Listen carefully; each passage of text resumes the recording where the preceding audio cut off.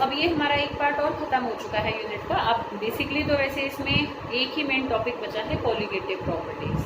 पर मैंने तुम्हें कहा था बेटा कि जो रॉल्स लॉ है, एक तो हमने रॉल्स लॉ दो उस पर अप्लाई किया था, एक तो सॉल्यूशंस हैविंग वोलेटाइल सोल्यूट और एक किया था solutions having non volatile solute. ठीक है, तो जो रॉल्स लॉ हमने सॉल्यूशंस हैविंग वोलेटाइल सोल्यूट करा था उसके भी न्यूमेरिकल है, तो वो न्यूमेरिकल अब हम करने जा रहे हैं। तो देखो, solution showing solutions having volatile solute. ठीक है, तो उसके लिए देखो क्या था कि भाई पी ए किसके बराबर था, ध्यान करो रॉल्स लॉ क्या कहता है, P A is equal to P naught A X A, ऐसे ही P B is equal to P naught B X B.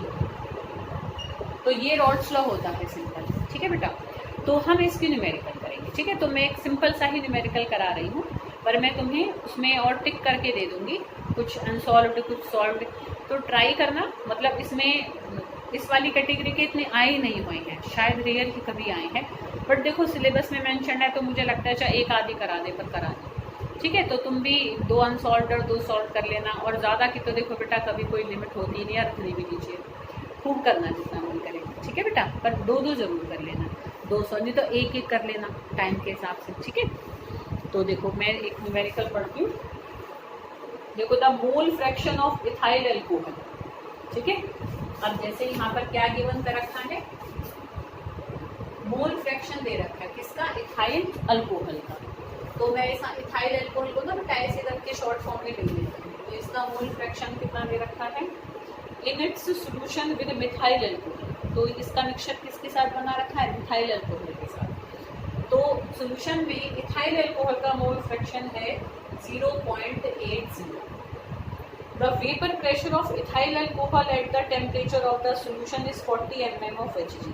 तो vapour pressure of ethyl alcohol in solution नहीं कह रहा, वो ये कह रहा है at the temperature of the solution, मतलब जिस टेम्परेचर पर हमने सोल्यूशन बनाया था उसी टेम्परेचर पे प्योर इथाइल अल्कोहल का वेपर प्रेशर क्या था, 40 mm Hg। मतलब P नॉट ए दे रखा है। अगर मैं इसको अगर सॉल्वेंट मान लूँ, ठीक है, क्योंकि ये दोनों देखो अल्कोहल में, तो हम किसी एक को सॉल्वेंट एक को सोल्यूट मान लें अपनी डिपेंडिंग अपॉन देयर अमाउंट। ठीक है, तो यह दूसरे की अमाउंट दे नहीं रखी है तो मैंने इसको सॉल्वेंट मान लिया। तो पी नॉट ए कितना दे रखा है, 40 ml। अभी कह रहा है what is it's vapour pressure in solution if the solution is ideal, कि अगर हम सोल्यूशन को आइडियल मानकर चले, क्योंकि आइडियल मानकर ही हम न्यूमेरिकल्स को करेंगे, क्योंकि बेटा जब आइडियल नहीं मानेंगे तो ग्रेटर देन लेस देन हो जाएगा, फिर तो सॉल्व नहीं कर सकते हैं। तो numericals we consider the solution as ideal solutions. ठीक है, तो ये कह रहा है सॉल्यूशन के अंदर इसका वेपर प्रेशर कितना होगा। तो ऐसे वैसे आसान है न्यूमेरिकल, इतनी कोई दिक्कत नहीं है। तो देखो सिंपल ये फॉर्मूला लग जाएगा। तो हम इसको कैसे सॉल्व करेंगे कि देखो P A is equal to P naught A X A. तो पी नॉट ए हमारा कितना है 40 और एक्स ए हमारा कितना है 0.80। ठीक है, तो 40 को इससे करो तुम 0.8 से, तो ये कितना आ जाएगा हमारा 8 और ये 32 आ जाएगा। ठीक है ना, 32.0, तो 32 mm। ये भी mm में था तो ये भी mm में होगा। ठीक है, तो इस तरीके से ऐसे सिंपल, जैसे मैंने एक के लिए किया है तो तुम उसमें देखोगे दो के लिए भी कह देते हैं भाई, जैसे दोनों, जैसे यहाँ मिथाइल अल्कोहल का दे रखा है, ऐसे मिथाइल अल्कोहल का भी वो मोल फ्रैक्शन दे देगा और प्योर स्टेट का वेपर प्रेशर दे देगा, तो उसका निकाल दो। फिर वो कहता है find out the total vapour pressure, total pressure of solution. तो पी ए और पी बी को ऐड कर दो तो टोटल प्रेशर आ जाता है। ठीक है, तो इस तरीके से एक के लिए दो के लिए मिलाकर टोटल के लिए, या कई बार क्या होता है जैसे यहाँ पी ए पूछा है पी नॉट ए एक्स ए दे रखा है, कई बार एक्स ए पूछ लेते हैं पी और पी नॉट ए दे देते हैं, कई बार पी नॉट ए पूछ लेते हैं इन दोनों को गिवन करके। तो मतलब इस तरीके से मेन जो न्यूमेरिकल हैं वो सारे इन्हीं फॉर्मूला बेस्ड। ठीक है, तो ये तो थे न्यूमेरिकल रॉल्स लॉ के for solution having volatile solute. अब हमारी सेकंड कैटेगरी है न्यूमेरिकल्स की Rawls law for solution having non volatile solute. अब बेटा याद करना, मैंने तुम्हें कहा था कि जो हम फॉर्मूला डिराइव कर रहे हैं for Rawls law for solutions having non volatile solute, वो आगे चलकर क्या है, एक कोलिगेटिव प्रॉपर्टी भी है।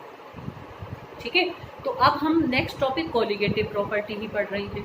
कॉलीगेटिव प्रॉपर्टीज 4 होती हैं, ठीक है, जिसमें से पहली कॉलीगेटिव प्रॉपर्टी हम यही करेंगे जो किसमें हमने कर ली है, कर चुके हैं उसको, तो हमें फाइंड आउट तो कर ली है, बस उसकी थोड़ा सा उसको कैसे अप्लाई करना है और उसके न्यूमेरिकल्स देखेंगे। तो हम उसके न्यूमेरिकल कॉलीगेटिव प्रॉपर्टी में भी और यहाँ भी है, तो हम सीधा कॉलीगेटिव प्रॉपर्टी में कर लेंगे क्योंकि फॉर्मूला तो सेम है, न्यूमेरिकल करने का वे भी सेम है, ठीक है। तो Rawls law for volatile solute के तो ऐसे न्यूमेरिकल होंगे, और Rawls law for non volatile solute के जस्ट अभी हम करने वाले हैं, जैसे ही हम अपनी पहली कॉलीगेटिव प्रॉपर्टीज करेंगे, ठीक है। तो सबसे पहले अब हम अपना नेक्स्ट टॉपिक स्टार्ट कर रहे हैं, कॉलीगेटिव प्रॉपर्टीज क्या होती हैं, पहले ये समझेंगे ना, फिर हमें न्यूमेरिकल करना और भी ज़्यादा इजी हो जाएगा, ठीक है, by using that particular formula which we have already derived, उसको पहले ही कर चुके हैं, ठीक है। बस हाँ देखो बेटा,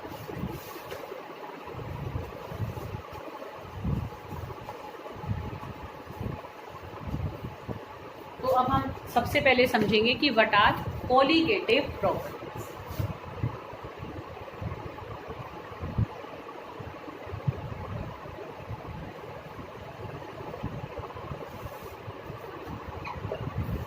ठीक है, तो देखो कॉलीगेटिव प्रॉपर्टीज क्या होती हैं कि ऐसी प्रॉपर्टीज आइडियल सॉल्यूशंस, ये प्रॉपर्टी, ये गुण किसके होते हैं, आइडियल सॉल्यूशंस के होते हैं, कि those properties of ideal solutions which depends only upon the number of moles of solute, या मैं कहूँ number of particles of solute, मतलब एक सॉल्यूशन में सोल्यूट पार्टिकल कितने हैं उस पर बस जो गुण डिपेंड करे, किसके हैं उस पर डिपेंड ना करे।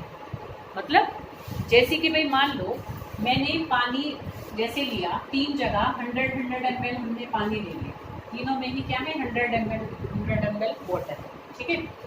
इसमें मान लो मैंने यूरिया को घोल दिया, इसमें मान लो मैंने NaCl को घोल दिया, ठीक है, इसमें मान लो मैंने ग्लूकोज को घोल दिया, तीनों अलग अलग सॉल्यूट हैं, ठीक है।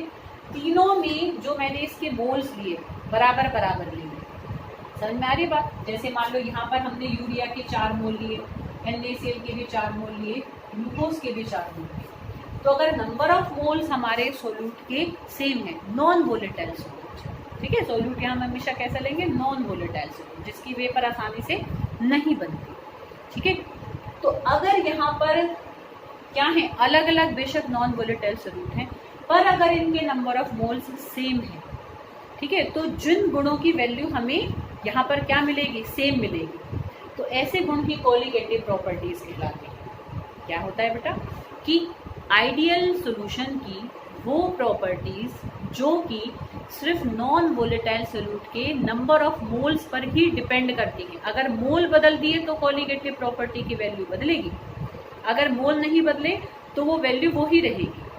सॉल्यूट चाहे कोई भी हो, समझ रहे हो, कोई सा भी हो, ग्लूकोज है चाहे NaCl है चाहे यूरिया है, अगर उनका नंबर है सेम, समझ में आ रही बेटा बात, तो कॉलीगेटिव प्रॉपर्टीज की वैल्यू भी सेम ही आएगी।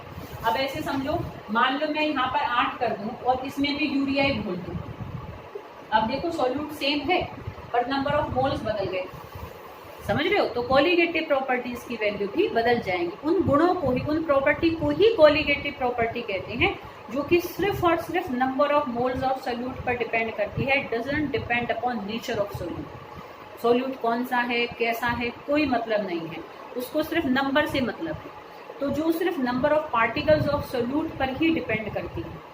अब देखो अगर मोल्स सेम होते हैं ना बेटा, तो नंबर ऑफ पार्टिकल्स भी सेम होते हैं। कोई भी अगर हमारा मतलब अगर 2 सॉल्यूशंस है ना, अगर उनमें नंबर ऑफ मोल्स बराबर हैं तो ऑटोमेटिकली उसमें नंबर ऑफ मॉलिक्यूल्स या मैं कहूँ नंबर ऑफ पार्टिकल्स भी बराबर ही होते हैं। तो हम कहें नंबर ऑफ मोल्स या नंबर ऑफ पार्टिकल्स कहें या नंबर ऑफ मॉलिक्यूल्स कहें, तो सबका एक ही मतलब है, ठीक है।